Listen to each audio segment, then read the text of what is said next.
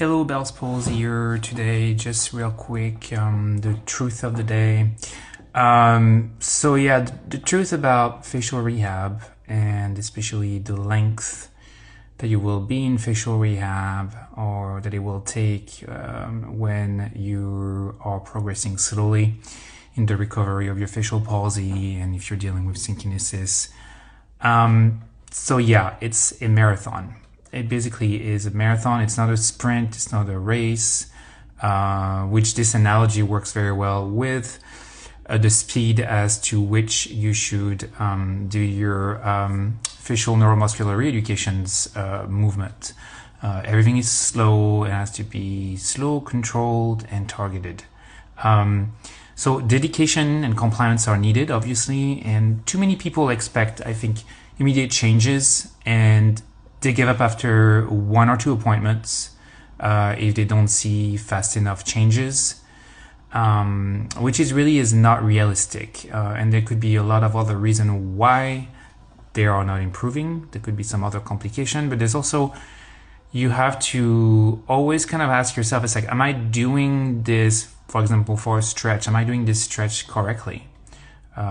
I did a post just recently with kind of just the position of your finger when you're doing a specific stretch, and that is key in succeeding in making your face looser and having less tightness. We're talking about brain plasticity here, and learning a new task, and that really takes time and practice.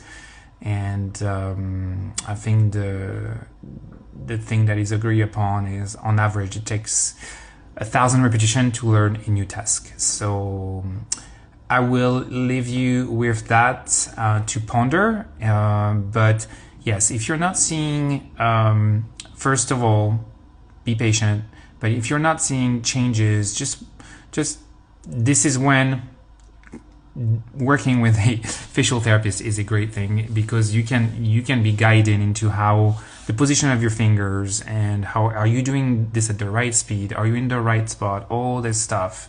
Because quickly, as things as you move along in your facial rehab, you need to be really specific. You won't have to stretch your whole face like you do at first, and massage. And if you have synkinesis and spend most of your time massaging, you're wasting your time, because those muscles are not going to budge. You really need to be on the right spot with the right finger position, and really going at it with the stretch in order to make a difference. And this is what a facial therapist can help you with.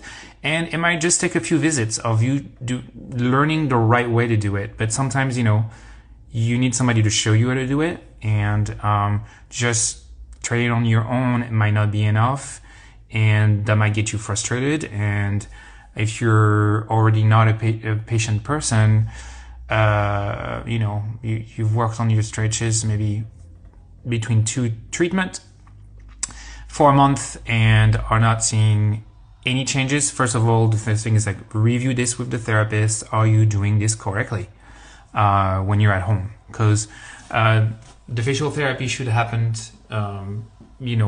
it's pretty spaced out overall, and it should be guided.